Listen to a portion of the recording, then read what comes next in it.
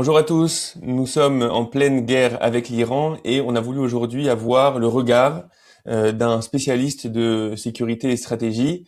Donc on a la chance aujourd'hui d'être avec Or Issachar qui est analyste en sécurité nationale et en politique étrangère, qui anime le podcast Underscore et qui a fondé l'Institut David consacré aux enjeux de sécurité. Bonjour Or. Bonjour, Shalom Rabban Levi, merci de m'avoir invité. C'est un plaisir de vous avoir ici et on va essayer ensemble de faire une sorte de carte des différents grands enjeux pour le peuple juif, pour Israël, sécuritaire. Donc on est en plein évidemment avec l'Iran, donc on va commencer par ça. Où on en est d'après vous? Quels sont les enjeux? Quelles sont les différentes étapes qui nous attendent? La parole est à vous. Merci beaucoup. Alors, juste pour prendre du recul un moment et regarder le moment où on se trouve, je pense on se trouve dans un moment historique où l'histoire est en train de s'écrire devant nos yeux. Et vous savez, Rabin, c'est la guerre, à mon avis, c'est un laboratoire. Ça nous permet de voir qui est pour, qui est contre, qui sabote activement. Et il est clair que la République islamique de l'Iran, qui n'est pas le peuple iranien, et a planifié pendant des années et des années d'annihiler l'État juif.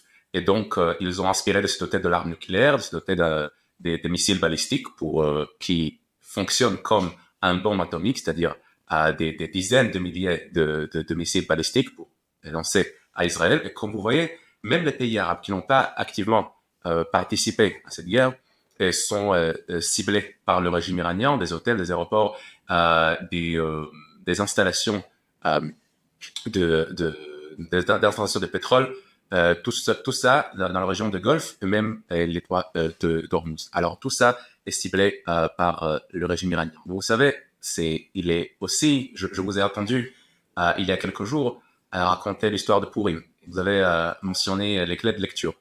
Alors je me permets peut-être d'utiliser la même analogie ou les mêmes termes quand on parle de la guerre avec l'Iran. C'est-à-dire, on voit d'un côté les intérêts des États-Unis, c'est-à-dire non seulement se laisser porter par Israël, comme trop de gens le disent, mais ce genre de politique étrangère activiste, si vous voulez, de la part du président Trump, de déterminer le futur du Moyen-Orient et du monde avant ce que la Chine et la Russie le font, comme il a fait à Venezuela, alors il le fait en Iran.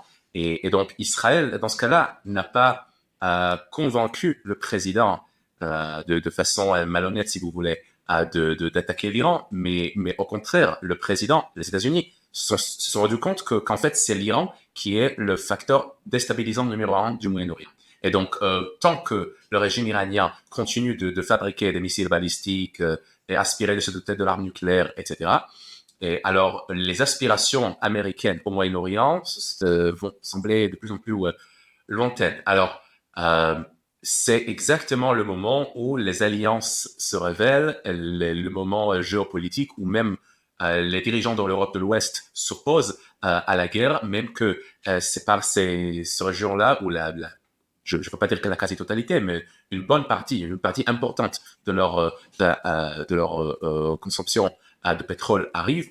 En général, c'est une région absolument stratégique pour la sécurité mondiale, mais contrairement au passé, c'est-à-dire la première guerre du Golfe, la seconde guerre du Golfe, etc., aujourd'hui, les dirigeants de l'Europe de l'Ouest se laissent porter, à mon avis, à cette, j'ose de le dire, idéologie progressive, ou donc si vous voulez, des choses, des directions qui se passent partout dans le monde, qui risquent peut-être, qui posent un risque important pour l'Europe de l'Ouest. Mais oui, le monde, effectivement, à mon avis, est plein de risques. Comme Trotsky l'a dit, peut-être ne vous n'intéressez pas à la guerre, mais la guerre s'intéresse à vous. Alors, c'est exactement où Israël se trouve. Israël ne veut pas la guerre, mais l'Iran a forcé la main d'Israël, si vous voulez, de participer. Alors, les clés de lecture, si vous voulez, c'est l'agression de la part du régime iranien, contrairement aux protestants et les manifestants en Iran,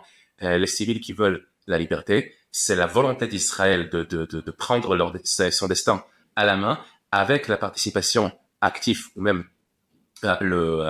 si vous voulez, le leadership du le président Trump et les États-Unis, les pays du Golfe qui y participent, que ce soit sur le radar ou de façon ouverte, et les dirigeants de l'Europe de l'Ouest qui, à mon avis, se trouvent, comment dire, qui ne veulent pas participer à ce moment historique. Et donc, il est dommage de le voir, mais au moins, les choses sont beaucoup plus claires. On est tous impressionnés par ce qu'on a vu ces derniers jours, déjà depuis le début, depuis la décapitation de Khamenei et des 40 leaders qui étaient avec lui, etc. Encore il y a quelques jours, son numéro 2 qui lui aussi est tombé, celui qui a la tête de Basij qui est en train de tomber. Donc on a l'impression que il y a ici une capacité israélienne et américaine qui est hors du commun.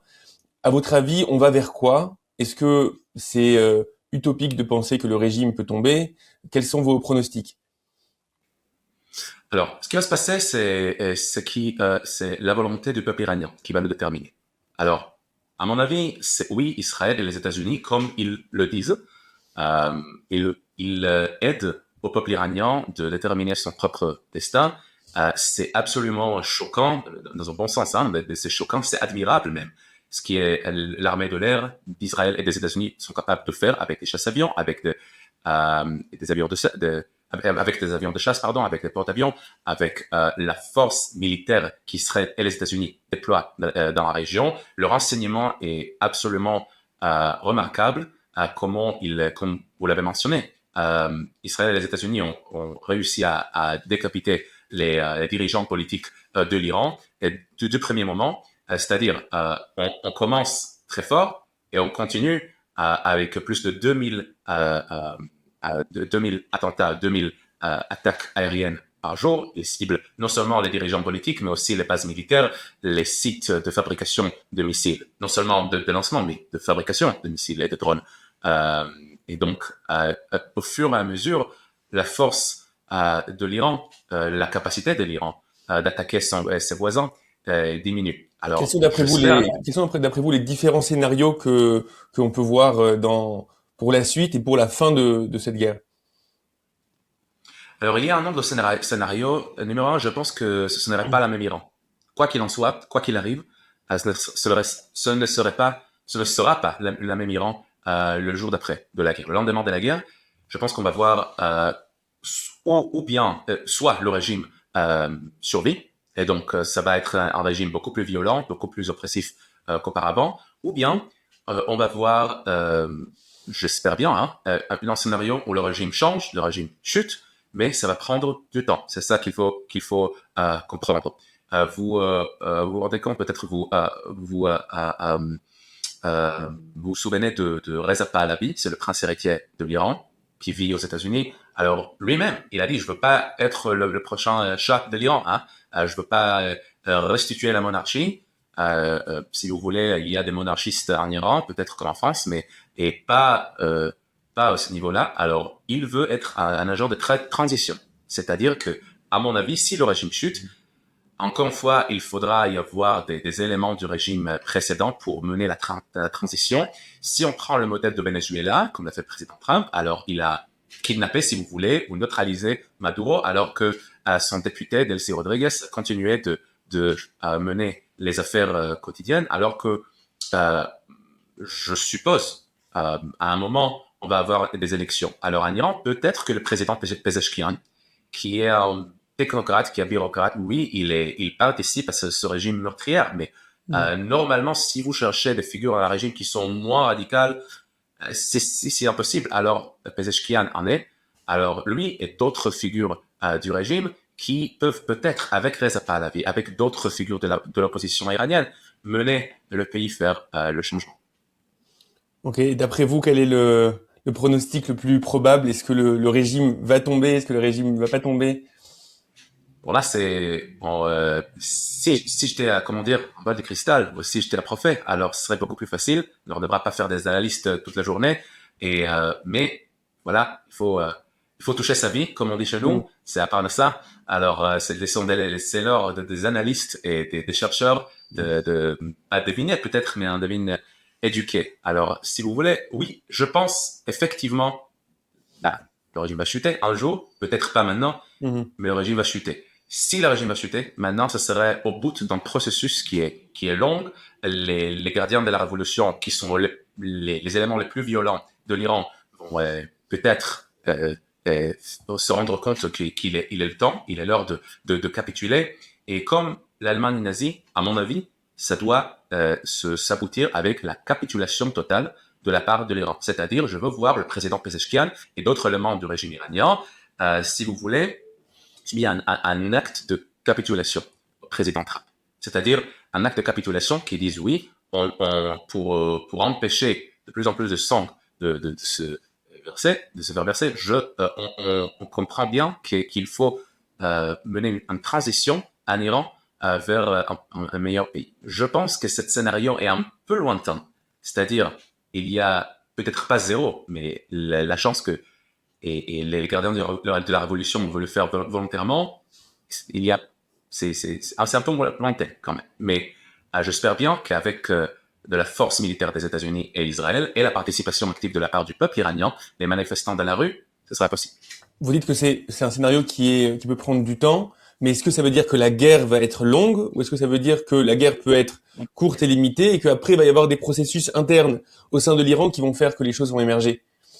Alors c'est ça l'aspiration quand même d'Israël et des États-Unis, que le processus sera, peut-être que l'attaque initiale sera courte, le président Trump ne peut pas se permettre si vous voulez, se laisser porter, ou bien de mener une guerre qui est trop longue. Alors, dans ce cas-là, je suppose que ce sera Israël, les pays arabes, les pays du Golfe, le moment où les capacités de lancement de l'Iran diminuent de façon significative. Oui, les États-Unis va, comment dire, laisser les acteurs locaux assumer la mission.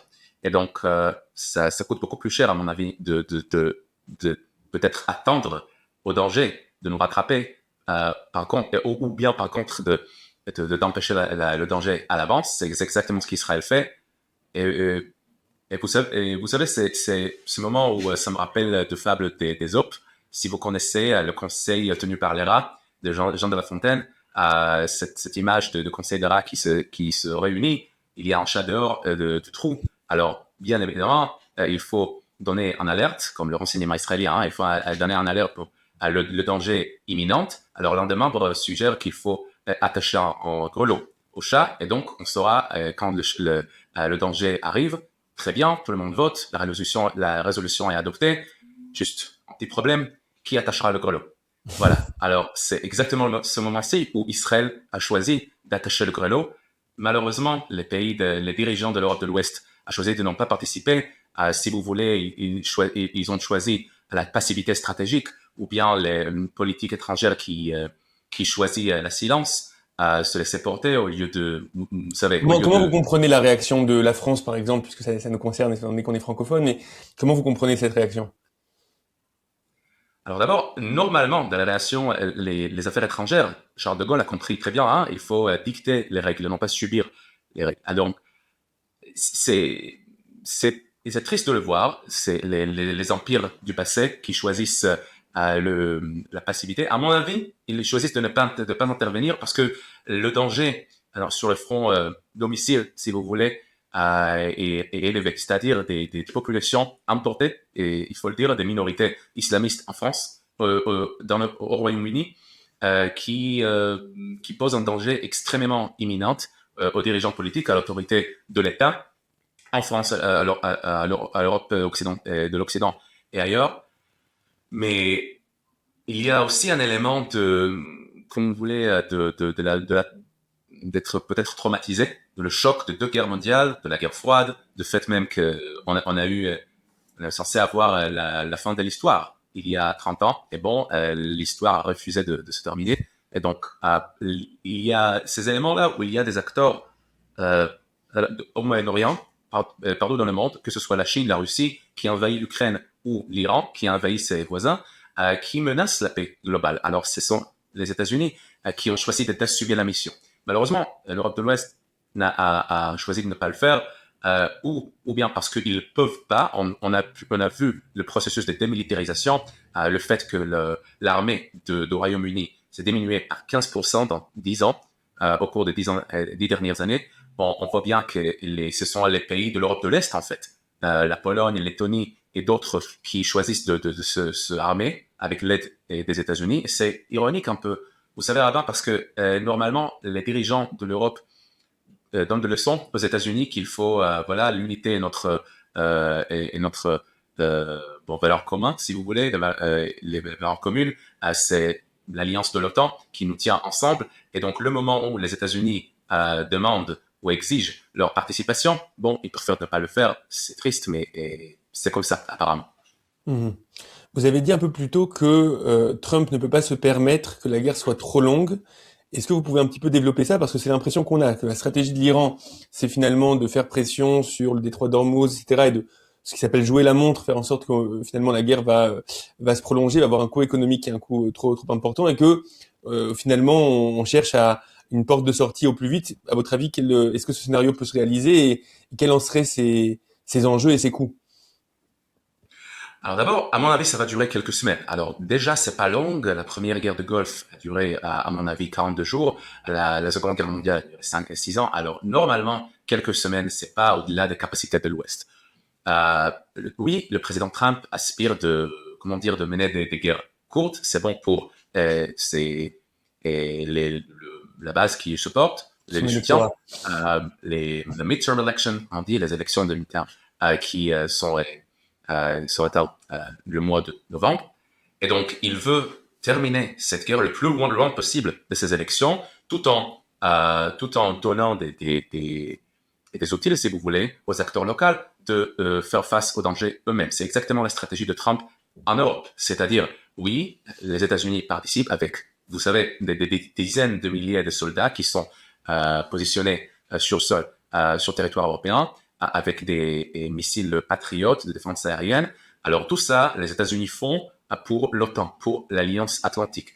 Il est un peu triste, encore une fois, mais de voir la manque de participation de la part des autres membres de cette alliance, qui est censée être alliance. Alors, normalement, le partenaire avec Israël est devenu beaucoup plus saillant, si vous voulez. Et l'enjeu, comme vous dites, oui, que ça va continuer longtemps, et c'est exactement le moment où le président va dire, OK, je vais raser, je vais détruire, que ce soit les installations de pétrole, les bases militaires, les dirigeants politiques, la marine, l'armée de l'air, tout ça, l'Iran ne peut plus poser un danger, au moins dans le futur un danger imminent, à ses voisins. À partir de ce moment-là, c'est à Israël, aux pays arabes et au peuple iranien de déterminer le futur de Moyen-Orient. Alors, c'est peut-être son calcul. Ok, très bien. Écoutez, merci beaucoup déjà pour ce premier point qu'on a fait sur l'Iran. Peut-être qu'on aura l'occasion de continuer un peu plus loin dans le cours de cette guerre. Là, on a un autre front qui est un front qui s'est réveillé, qui est le front du Liban, du Sud-Liban, du Hezbollah. Alors, ça nous intéresse un peu d'avoir votre analyse sur ces enjeux, sur ce qui se passe, sur ce qu'Israël doit faire, devrait faire. En Israël, on parle du fait qu'il faudrait peut-être prendre le Sud-Liban jusqu'au fleuve Litanie pour qu'il n'y ait plus cette menace sur le nord d'Israël. À votre avis, qu'est-ce qu'Israël devrait faire et qu'est-ce qu'Israël va faire? Alors, avant la tactique de la Floritanie ou la sud de Liban, etc., l'objectif, au final, à mon avis, c'est de se débarrasser de Hezbollah. D'abord et avant tout, c'est gagner la guerre et non pas perdre la guerre. C'est ça. Alors, oui, ça a l'air de slogan, mais quand vous en pensez, Israël a eu comme stratégie, comme doctrine, si vous voulez, pendant des années, d'éviter la guerre. Et la stratégie était si vous voulez, de procrastiner le moment où on devra agir. Alors que le Hezbollah, j'ai entendu l'un des dirigeants militaires d'Israël, l'un des anciens commandants au gradé d'Israël, dit il y a quelques jours que oui, on a gagné 17 ans de silence après la Seconde Guerre de Liban. Oui, mais c'est nous qui ont été silencieux, alors le Hezbollah s'est réarmé. Alors, c'est ça le danger qui est posé, la provenance de Liban. C'est, si vous voulez, Israël est accusé comment dire, que l'Amérique fait le sale boulot pour lui, hein. Alors, c'est Israël qui fait le sale boulot entre guillemets, hein, pour le peuple libanais. Bien évidemment que c'est faux parce qu'Israël et l'Amérique font le boulot, le travail ensemble en Iran. Mais au Liban, je pense que c'est le moment de se débarrasser de Hezbollah. Comme vous savez bien, c'est un proxy, c'est une armée iranienne positionnée sur le sol libanais. C'est un groupe terroriste fondé entièrement fondés, financés, armés par l'Iran. Oui, ils ont développé leur propre capacité de fabriquer des armes, des drones, des missiles, mais c'est le danger qui Hezbollah pose sur les résidents d'Israël qui continuait de mener, si vous voulez, l'objectif stratégique de cette opération. La raison pour laquelle je dis le peuple libanais, parce que on fait face à une opportunité, à une occasion qui va pas revenir, si vous me demandez. C'est-à-dire, c'est le moment pour le gouvernement libanais, le peuple libanais, d'assumer la mission. Oui, Israël fait le boulot, si vous voulez, fait le travail. L'opération terrestre a déjà commencé. Je vous rappelle rapidement qu'il y a 1 an, qu'il y a 2 ans, Israël a entré le Liban avec les forces terrestres de Golani, de Gibati, de Tzahal, avec les opérations de Piper. Il y a 1 an et demi, la décapitation de Nasrallah et les autres dirigeants politiques et militaires de Hezbollah. Et donc, c'est le moment où le gouvernement libanais doit agir de façon proactive, de se débarrasser de Hezbollah. Israël ne peut pas faire tout le travail. C'est probable, à votre avis, que le gouvernement et l'armée libanaise prennent la main et arrivent à eux-mêmes se débarrasser du Hezbollah? Ils doivent prendre la main. Ils doivent le faire. Sinon, le Hezbollah va se réarmer, se réorganiser. C'est le seul moyen de le faire, de la participation active de la part du Liban. Donc vous dites Israël va faire ce qu'elle peut faire, mais on est dans l'attente finalement que le Liban reprenne la main. Exactement. Et donc, Israël a déjà prouvé, à mon avis, qu'il est prêt de prendre le risque, de peut-être pas sacrifier les soldats, mais mettre les soldats dans le risque pour sauver le peuple libanais, pour sécuriser, pour la sécurité d'Israël. Mais au final, c'est au peuple libanais de déterminer leur futur. Et donc, à mon avis, c'est exactement ça. C'est-à-dire, c'est le moment où, je note au passage qu'il y a 2 semaines, c'était le gouvernement libanais qui a dit que Hezbollah, à partir de ce moment-là, Hezbollah est hors de loi, on va s'assurer qu'on va se débarrasser de Hezbollah, toutes les activités de Hezbollah sont désormais interdites. Alors ça c'est bien et belle, mais il faut aussi agir, non seulement laisser à Israël faire le travail c'est ça l'enjeu, si vous regardez. Concrètement, est-ce que Israël peut se permettre de mener un deuxième front aussi intense que le Liban et le Hezbollah au moment où on est en train d'avoir une guerre aussi importante en Iran? Oui, on le fait quand même. On a déjà prouvé qu'on peut faire face à un nombre de fronts à la fois. Je vous rappelle avant qu'il y a 2 ans et demi, le 7 octobre 2023, Israël a été choqué absolument par une guerre à plusieurs fronts.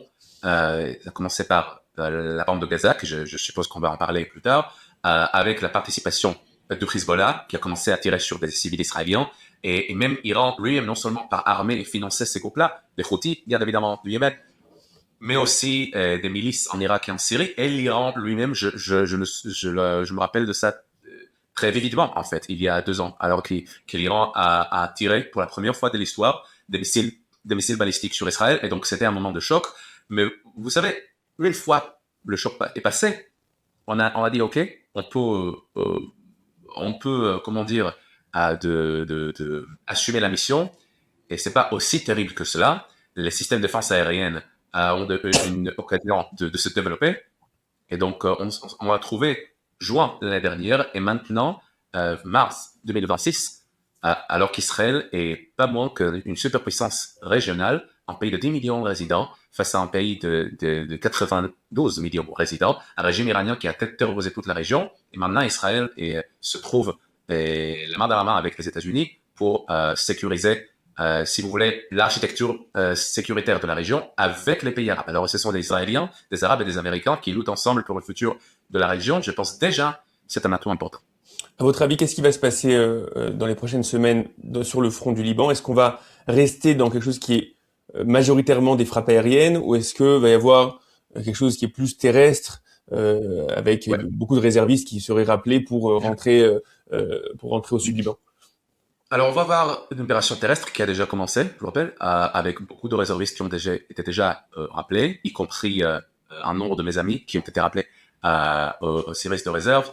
Et j'espère qu'ils se gardent et qu'ils reviennent Béchalom chez eux et donc à leur famille. Et donc oui, Israël va occuper, à mon avis, le sud du Liban. Israël va occuper jusqu'à le fleuve Litanie et peut-être au-delà de ça. Je vous rappelle que la première guerre du Liban, on a occupé la quasi-totalité du Liban. On est arrivé à Beyrouth et je je suppose, je suis sûr en fait qu'on va éliminer des dirigeants militaires et politiques de Hezbollah. Les dirigeants politiques d'Israël ont déjà dit à Tzahal, au Mossad, écoutez, feu vert, hein. S'il y a des renseignements, il ne faut pas réunir le cabinet, il ne faut pas attendre à notre feu vert, allez-y.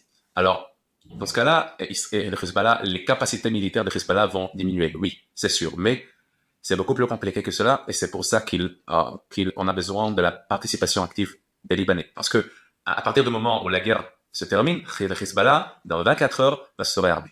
Alors, c'est exactement où le Liban doit participer. C'est pas seulement tel ou tel terroriste de Hezbollah, comme il est la population chiite du sud du Liban, qui est un participant actif dans l'idéologie de Hezbollah et de l'Iran.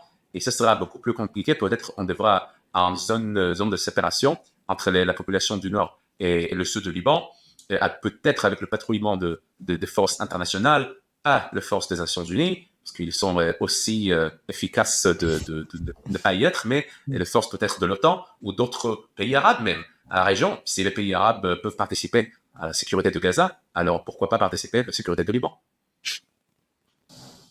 Ok, très bien. On a fait cette vision un petit peu de ce qui se passe au Liban. Il faut pas oublier que finalement toute cette guerre a commencé avec Gaza et j'ai l'impression que la plupart d'entre nous, on est dans un flou après le retour des otages, Oui. qui était clairement un des objectifs. Là, on a une espèce de flou de qu'est-ce qui est en train de se passer. Est-ce que le Hamas va rester en place? Est-ce qu'on est capable de compter sur ce plan de Trump pour désarmer le Hamas? Est-ce qu'Israël va devoir à nouveau faire lui le travail? Quelle est votre impression sur ce sujet? Alors déjà, la situation à Gaza semble beaucoup mieux qu'il y a 2 ans, mais encore une fois, je peut-être risque de répéter mes paroles, mais aucun souci. L'objectif est de gagner. En hébreu, on dit hachrara, c'est-à-dire gagner la bataille, gagner la guerre. Encore une fois, c'est pas un slogan, parce que la doctrine d'Israël, depuis beaucoup d'années, était de procrastiner la guerre, était d'empêcher la guerre, et donc l'objectif dans ce cas-là, c'est de gagner la guerre. C'est-à-dire, non, le Hamas ne sera pas permis à rester à la bande de Gaza, c'est pas Or qui le dit, c'est le président Trump des États-Unis de l'Amérique. C'est-à-dire, dans le cadre de l'accord de cessez-le-feu à Gaza, qui a été adopté, je vous rappelle, au Conseil de sécurité de l'ONU, et le Hamas ne sera pas permis de rester à la bande de Gaza. La bande de Gaza devra être désarmée, et donc il sera des forces israéliennes ainsi que des forces internationales qui vont patrouiller, qui vont assurer la paix. Mais donc, à mon avis, écoutez, ça c'est mon avis, et que la bande de Gaza a peut-être abandonné son droit d'exister comme une unité politique, et il devra soit encourager les gens qui veulent volontairement émigrer de le faire, mais réimaginer, si vous voulez, la bande de Gaza peut-être divisée à des unités politiques. On peut appliquer le même modèle à la Judée-Samarie, que je suppose qu'on va en parler plus tard, c'est-à-dire que ce soit à Rafah, à Gaza, à Beth Hanoun ou ailleurs, on va appliquer un modèle si vous voulez, agir, diriger, mener un processus avec des acteurs locaux. Alors à un moment, alors que l'histoire à l'Iran et au Liban va se terminer, la bord de paix de président Trump est en train d'agir.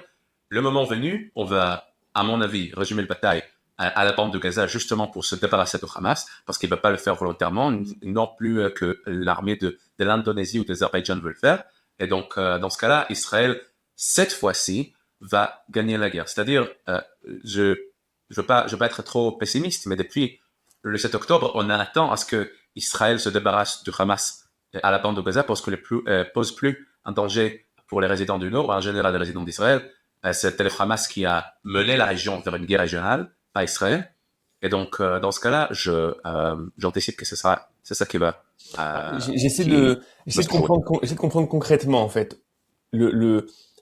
Va y avoir des forces internationales, Indonésie, Azerbaïdjan, etc., Kosovo, qui vont arriver, qui vont arriver dans Gaza. A priori, c'est pas ces forces-là qui vont être capables de désarmer concrètement le Hamas. En tout cas, peut-être que vous pensez différemment, mais ça a l'air peu probable.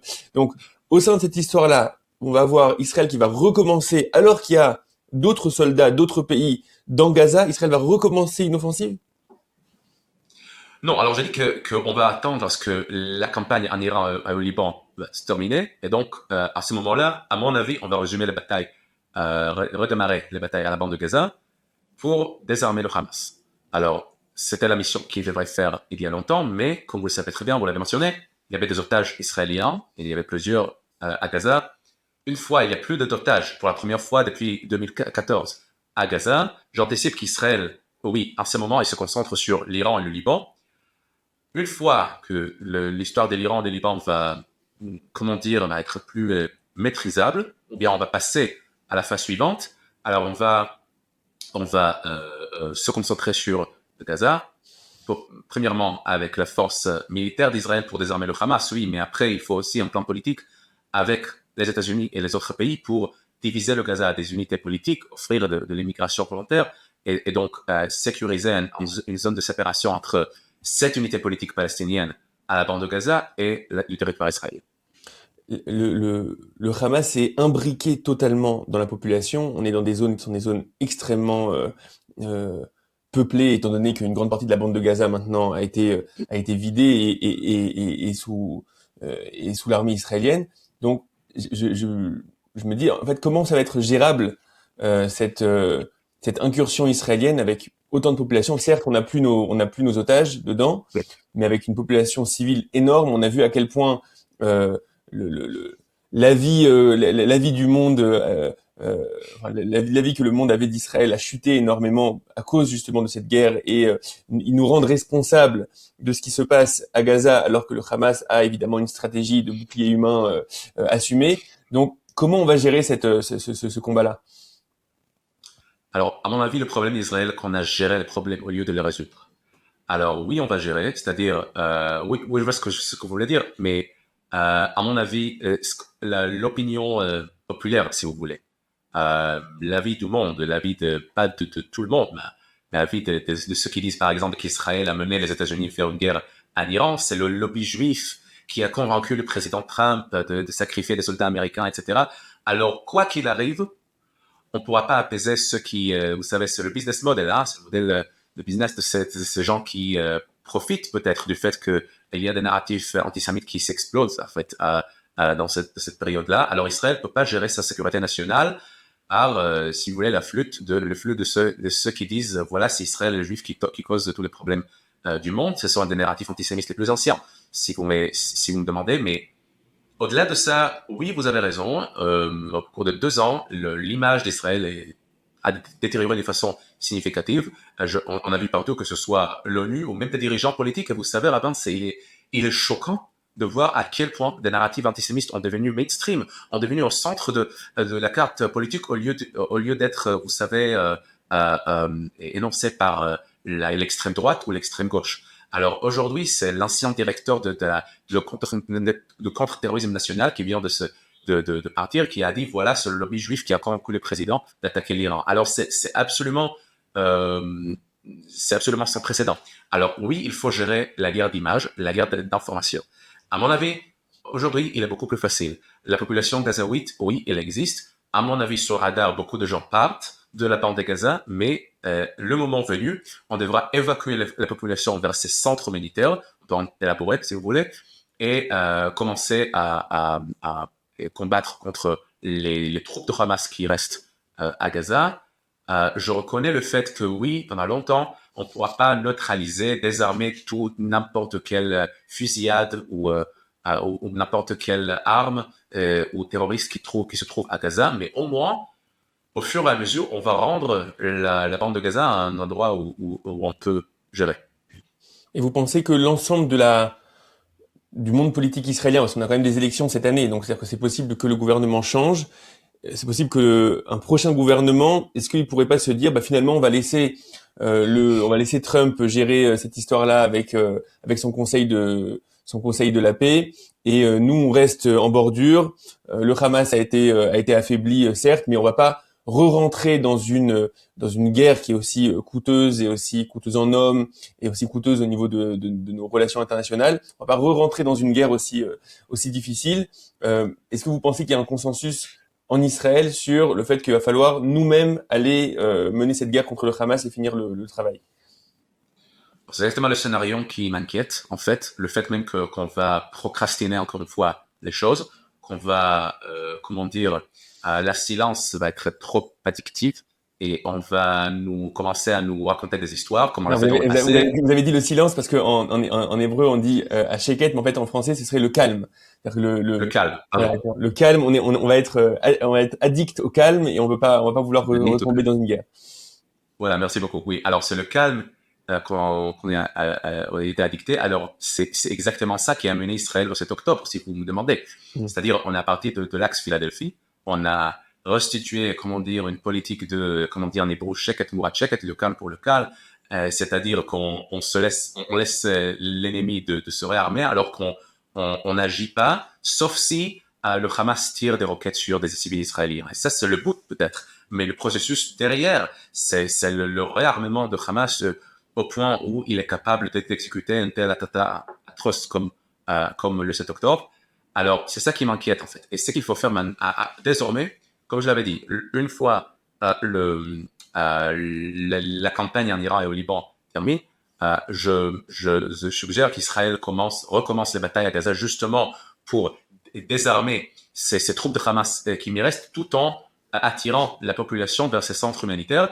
Il faut le dire en passage que chez nous à l'Institut David, on s'est rencontré avec des dirigeants en Israël tout le temps. Non seulement ça, mais on a écrit un plan pour créer ces centres humanitaires comme le fait que ce soit à la Jordanie, à Cuba ou ailleurs, en fait, où la population on peut, en fait, comme à tous les aéroports, qu'on n'a jamais visité, et il y aura le filtrage, le screenage, le screening des terroristes. Faire en sorte que le Hamas puisse pas rentrer dans ces zones qui seront des zones uniquement civiles.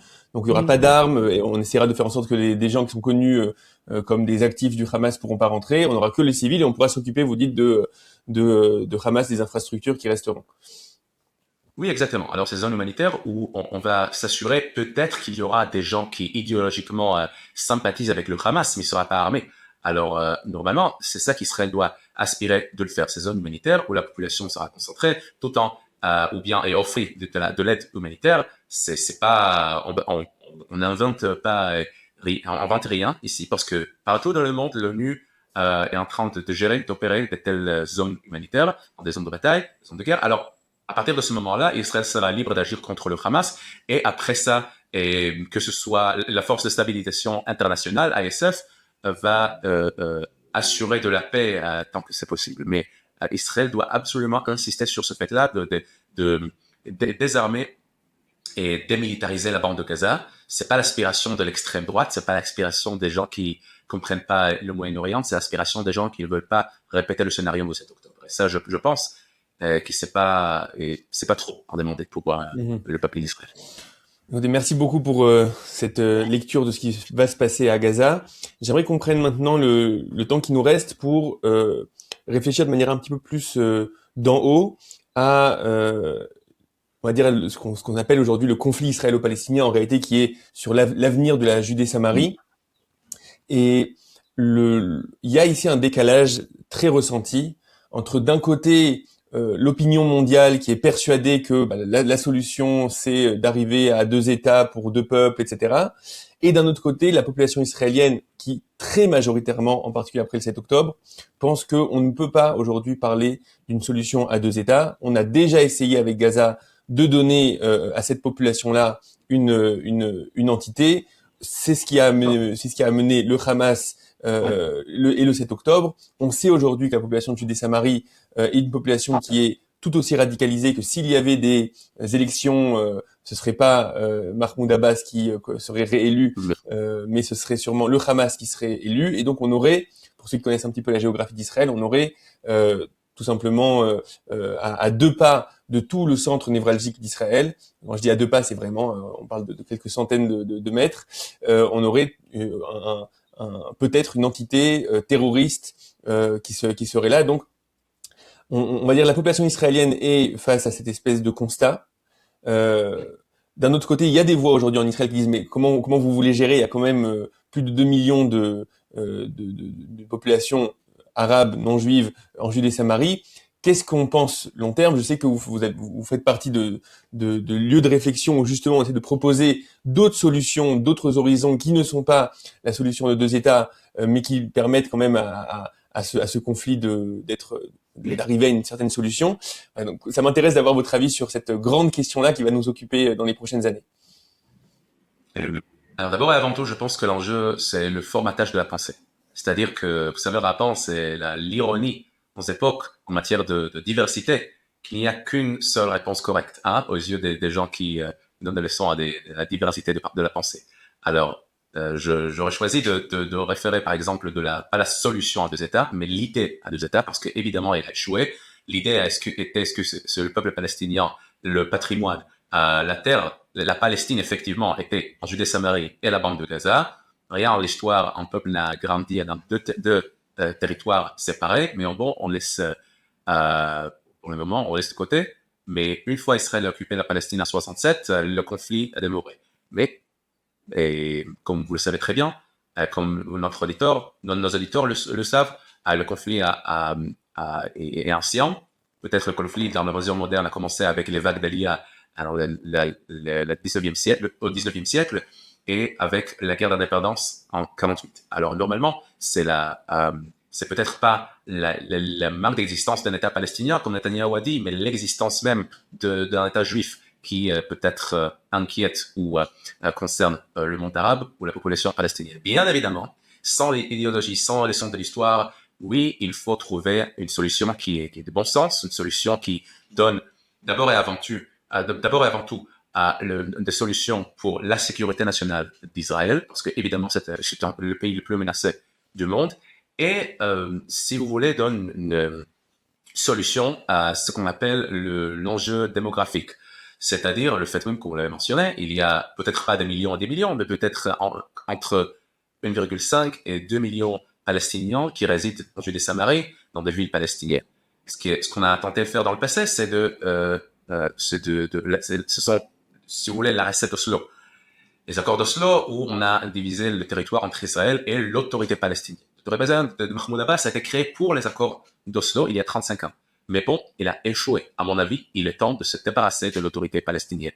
Et donc, comme Trump le fait avec l'Europe et le monde arabe, il est grand temps de se débarrasser de l'autorité palestinienne pour favoriser les acteurs locaux. Si vous avez vu, par exemple, au Wall Street Journal, il y avait des chèques des leaders religieux locaux à Hebron, cette ville qui est située en Judée-Samarie, qui ont publié un article, qui ont signé en fait un accord, pas un accord, mais ont signé une déclaration ouverte qu'ils veulent se séparer de l'autorité palestinienne, d'établir l'émirat de Hebron, tout en reconnaissant l'État d'Israël. Alors ça, c'est absolument sans précédent. Alors si on réussit à appliquer ce modèle partout en Judée-Samarie, c'est-à-dire des émirats ou des autonomies palestiniennes à Hebron, à Nablus, à Ramallah et ailleurs, Jenin, ailleurs, on pourra peut-être donner l'autonomie politique à quasiment 100% des Palestiniens qui y résident.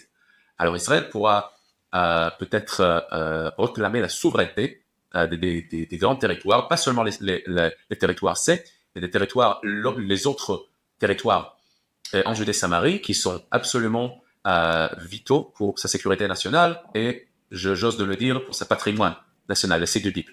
Alors tout ça, c'est possible, c'est lointain un peu, mais c'est pas farfelu. Il s'agit justement de la volonté politique, non seulement de la part d'Israël, mais des États-Unis, et j'ai l'impression qu'ils sont beaucoup plus ouverts d'esprit à cela. Ok, alors là vous parlez d'un plan qui est celui que moi j'ai déjà entendu chez le professeur Mordechai Kedar, c'est le plan des Émirats, qui en fait ne pas parler d'un État palestinien, mais de parler de plusieurs Émirats ou de plusieurs entités étatiques. Je crois qu'on parle de cantons en français. Qui serait finalement séparé, qui serait basé sur des autorités locales, des grandes familles qui pourraient tenir la population. J'aimerais 2 secondes. Je pense que pour la plupart de nos auditeurs, c'est une idée qui est nouvelle. J'aimerais 2 secondes que on soit capable d'expliquer entre guillemets qu'est-ce qu'on gagne avec cette version-là.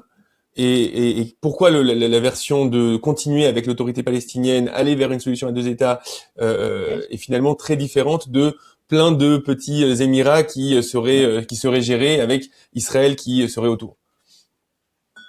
Très bien. Alors, normalement, oui, il faut le dire, le docteur Mordechai Kedar a fait un travail absolument énorme et qui a été sans précédent il y a un nombre d'années, et il est membre du Forum de défense et de sécurité d'Israël.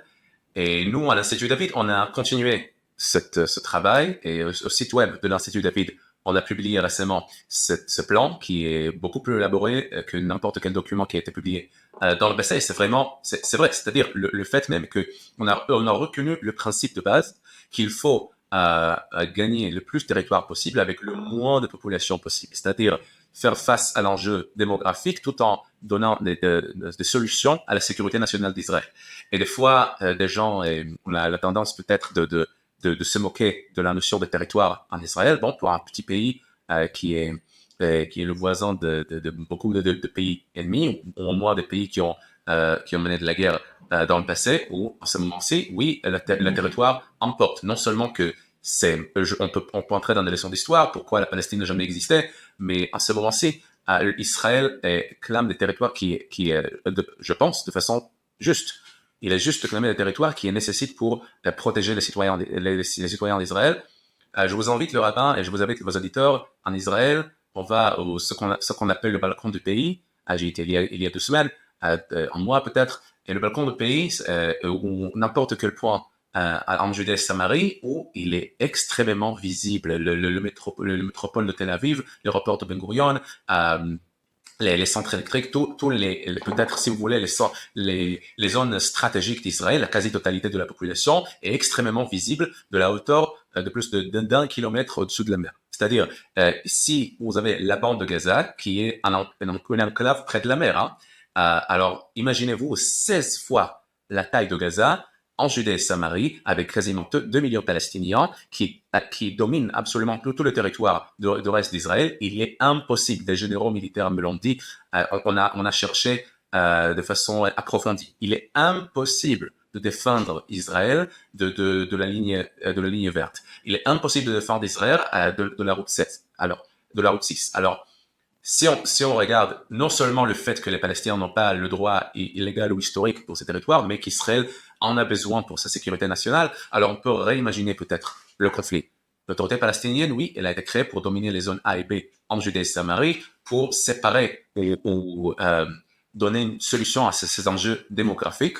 Et ce que je propose va la main dans la main avec la politique de Premier ministre Rabin, en fait, qui a proposé cette politique de couloir et de passage sécurisé entre des villages et des villes palestiniennes pour empêcher un scénario où ils agrandissent, ils ne laissent pas de séparer les unités politiques palestiniennes à des zones qui sont gérables, si vous voulez, en matière de sécurité. Alors, s'il y a des terroristes, des cellules terroristes qui est tout au corps de Jenin ou Ramallah, il est possible d'approcher assez facilement. Alors que s'il s'agissait par exemple de tout un État qu'il faut pénétrer un nombre de kilomètres dans le territoire, alors il sera beaucoup plus compliqué. Et donc, on va permettre à ces cellules terroristes à grandir à un État terroriste, comme on l'a vu à Gaza. Alors, on ne peut absolument pas permettre à la Judée et Samarie de devenir Gaza numéro 2. Et c'est pour ça qu'il faut trouver des solutions élégantes, des solutions créatives. Je rejette la notion qu'Israël a occupé la Palestine. Oui, c'est comme comme le formatage de la pensée qu'on en est habitué. Il n'y a qu'une réponse correcte. Je sais, j'ai fait Sciences Po à Paris. Je sais qu'il est assez courant parmi non seulement la population française, même parmi quelqu'un de nos camarades juifs d'en penser. Mais non, malheureusement, la Palestine n'a jamais existé. Alors, on ne donne pas une, solution idéologique, la justice historique pour le peuple palestinien. On donne une solution créative, si vous voulez, pour un problème qui, je dois avouer, Israël n'a pas fait assez pour résoudre en matière de créativité pendant 50 ans. Alors, il faut, à mon avis, c'est la solution la plus élégante, la plus créative qui peut nous ressortir de la crise. Donc vous pensez qu'avec cette solution-là de différents émirats par ville, est-ce qu'il y a une possibilité d'arriver à une déradicalisation de la population? Parce que c'est le problème, en fait, c'est le problème de fond, c'est le problème de l'éducation, Ouais. du message religieux qui est véhiculé, qui continue finalement à ne pas parler juste de vouloir un État, mais vouloir finalement complètement mettre les Juifs à la mer. C'est ça aujourd'hui le discours qui est dit dans les manuels scolaires, etc. Est-ce que dans ce système-là de différentes villes avec une autorité arabe dans chaque ville, est-ce qu'on aura une possibilité de changer les conceptions, de changer les consciences, d'être avec des voisins qui voudront enfin vivre leur vie en paix, etc. Alors, naturellement, c'est la solution de base, c'est-à-dire changer l'éducation est la clé pour meilleure vie, si vous voulez. C'est-à-dire, oui, évidemment, le processus de déradicalisation est clé non seulement pour la bande de Gaza, mais aussi pour la Judée-Samarie et le fait qu'Israël et les Palestiniens, évidemment, au final, doivent partager cette terre. Alors, que ce soit par des Émirats, des autonomies ou deux États que je rejette, mais normalement, il devra avoir une solution qui n'est pas le status quo. Le score a échoué, comme il était évident, le 7 octobre. Et oui, non, je dois le dire quelque chose comme un juif. L'islam, en gros, ne doit pas être mon ennemi. Hein. Les Palestiniens, en gros, en général, ne doivent pas être mes ennemis. Mais la situation, on a été mené à une situation où il y a autant d'hostilité, si vous voulez, tant d'animosité entre les deux peuples, à mon avis, initié par les Palestiniens, par le monde arabe. Ils ont rejeté le sionisme et ils ont allié avec des acteurs extrêmement radicaux pour terroriser, pour tuer des civils, justement pour tenter d'obtenir un État au lieu de l'État d'Israël, from the river to the sea, ouais, de la rivière à la mer. Alors, ouais, du Jourdain à la mer. Alors, évidemment, ils vont échouer. Alors, à partir de ce moment-là, il faut se rendre compte comment va-t-on vivre ensemble. À mon avis, ce sera extrêmement difficile sans déradicalisation. Je ne suis pas magicien, alors on peut maîtriser peut-être l'éducation du peuple d'Israël, mais ce sont les Palestiniens. Encore une fois, il y a un genre de, si vous voulez, de racisme de basse, d'attente basse, c'est-à-dire que on a pas trop. Ouais. Voilà, à nos ennemis. Et j'attends à ce que les Palestiniens commencent à comment dire, reformuler leur aspiration nationale, pas à un État au lieu de l'État d'Israël, mais peut-être des autonomies ou des villes à côté d'Israël. Dans la classe politique israélienne et au sein même de manière générale du leadership militaire, etc., est-ce que vous sentez que ce genre de solutions, aujourd'hui, sont des solutions qui font consensus, qui sont au contraire des solutions qui sont pour l'instant encore au début, out of the box, etc. Moi, en écoutant un petit peu le monde politique israélien, j'ai pas l'impression qu'il y ait un discours clair sur cette question-là. Alors, évidemment, il est évident que le public israélien a bougé. Le public israélien, aujourd'hui, en Israël, rejette la notion des deux États, contrairement au passé. Et ça, pour moi, c'est une bonne signe. C'est un bon signe de voir comment le public israélien s'est rendu compte avec peut-être les conditions qui nous ont menés à ce point-là. Je rappelle qu'il y a 2 ans, la Knesset israélienne a voté avec 106 votes pour une résolution qui rejette l'idée de deux États, coalition et opposition qui rarement sont d'accord quoi qu'il en soit. Alors, évidemment, si vous êtes politicien à l'Israël qui n'appartient pas à l'extrême gauche, que ce soit le centre-gauche, le centre-droit ou la droite, la notion des deux États n'est pas la recette pour gagner l'élection. Alors, mais c'est la compréhension parmi le public israélien, je pense, que nous a mené à ce moment-ci. Et oui, à mon avis, il y a de plus en plus des acteurs politiques. Je sais parce que on a présenté ce plan à des dirigeants politiques en Israël. Ils sont ouverts d'esprit. Non seulement ça, il y a des ministres en Israël aujourd'hui qui s'occupent comment dire, de façon active de promouvoir ce plan. Naturellement, les conditions de la guerre nous empêchent de, faire hors de là, mais à mon avis, il faut sortir des sentiers battus. Il est évident que la recette d'Oslo a échoué, et comme en Iran, et tant en Iran que avec les Israéliens et Palestiniens, le fait qu'à l'Europe de l'Ouest, on n'est pas ouvert d'esprit à des solutions, à des idées qui sont out of the box thinking, qui sont peut-être irrégulières, mais c'est exactement le moment de le faire, parce que encore une fois, ce sont des notions, la sagesse commune, si vous voulez, qui est l'enjeu. Pas l'Iran, pas les missiles balistiques, mais c'est la sagesse commune, c'est l'inhabilité de penser, de sortir de sentiers battus qui nous a menés à ce moment. Écoutez, merci beaucoup pour ce tour qu'on a fait des différents enjeux stratégiques qui sont les nôtres, et j'espère vous retrouver au plus vite avec nous sur Chauffard pour continuer l'analyse. À mon avis, on aura encore des choses à discuter dans les prochains mois. L'histoire du peuple juif est suffisamment complexe et intéressante pour avoir besoin de vos analyses. On espère à très très vite et merci beaucoup. À très vite. Merci beaucoup.